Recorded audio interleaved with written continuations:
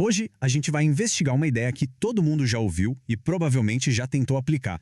Aquela de, engole o choro ou esquece isso.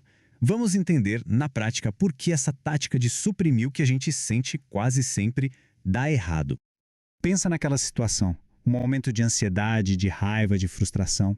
É quase um reflexo, né? A gente tenta dar um comando interno, tipo, chega, para de sentir isso agora.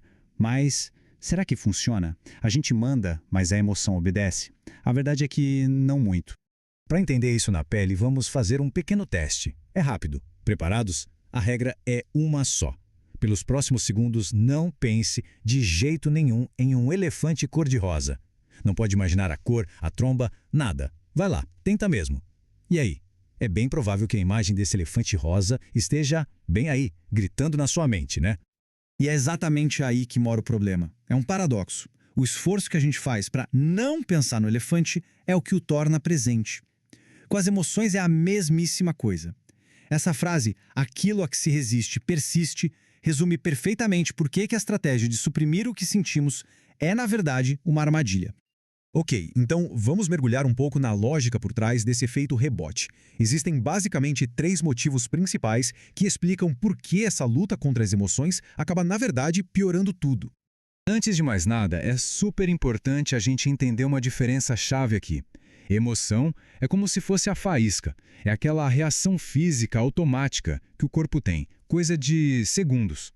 Já o sentimento é a fogueira que a gente acende em volta da faísca. É a história que a mente cria e que pode durar horas, dias. Quando tentamos suprimir algo, geralmente estamos brigando com a história, com a fogueira, e não com a faísca inicial. Agora, olha que interessante. Todo o nosso poder de escolha mora num lugarzinho bem específico, nesse espaço entre o estímulo, ou seja, o que acontece, e a nossa resposta. É um intervalo às vezes minúsculo onde a gente pode decidir o que fazer.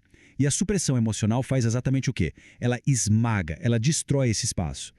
Então, o primeiro problema é o que a gente pode chamar de amplificação. Quando tentamos reprimir a ansiedade, por exemplo, a gente não só continua ansioso, como adiciona uma segunda camada de problema.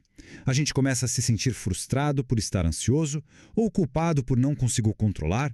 Ou seja, a gente começa a se sentir mal por se sentir mal. Uma faísca vira um incêndio. O segundo problema é a perda de escolha. Lembra daquele espaço entre o estímulo e a resposta? A supressão acaba com ele. E sem esse espaço, o que sobra? A reação automática, o piloto automático. A gente grita quando está com raiva, se isola quando está triste, a gente simplesmente reage, sem ter a chance de agir de um jeito que realmente faça sentido para nós. E por fim, o terceiro ponto, que é um desperdício brutal de energia. Tentar segurar uma emoção é a mesma coisa que tentar manter uma bola de praia debaixo d'água. Exige um esforço constante, cansa, é exaustivo, é uma energia mental preciosa que está sendo gasta para lutar contra um alarme do corpo, em vez de ser usada para, resolver o problema que disparou o alarme em primeiro lugar. Certo. Se lutar não adianta, o que a gente faz então? A saída não é tentar controlar, mas sim observar. E para isso, existe uma abordagem muito prática e poderosa, que é o método PARE. A grande sacada por trás desse método é uma coisa chamada disfusão. O que é isso? É a gente aprender a dar um passo para trás e olhar para os nossos pensamentos e sentimentos em vez de se misturar com eles. A diferença entre dizer eu sou uma pessoa ansiosa e dizer eu estou percebendo um sentimento de ansiedade passando por mim, nossa, essa diferença é gigantesca. Muda tudo. E o método PARE é como um guia prático para isso, em 4 passos. O P é de pausar, para a gente criar aquele espaço que falamos. O A é de dar atenção, notar o que está acontecendo no corpo, na mente. O R é de refletir, pensar sobre a história que a mente está contando. E o E, por fim, é de eleição, ou seja, fazer uma escolha consciente de como agir. Para ficar mais claro, vamos usar uma metáfora. Pensa que uma emoção muito forte, tipo raiva ou medo, é como uma tempestade no mar. É um evento da natureza. É poderoso e, mais importante, é passageiro. Ninguém consegue impedir uma tempestade de acontecer.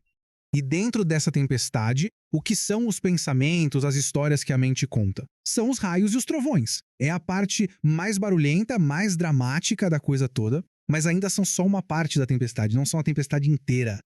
E qual é o nosso papel no meio disso? Nós não somos a tempestade e também não somos os raios. Nós somos o farol. Firme, estável, com a luz acesa, observando a tempestade acontecer e passar. O trabalho do farol não é parar a tempestade, mas sim iluminar o caminho para que o barco possa navegar com segurança, mesmo no meio do caos. Agora vamos juntar tudo e colocar as duas abordagens lado a lado para a gente ver bem a diferença que isso faz na prática. Olha só como a diferença é gritante nesse quadro. De um lado, com a supressão, a gente tem uma relação de luta, que gera rigidez, gasta energia contra nós mesmos e leva a respostas automáticas.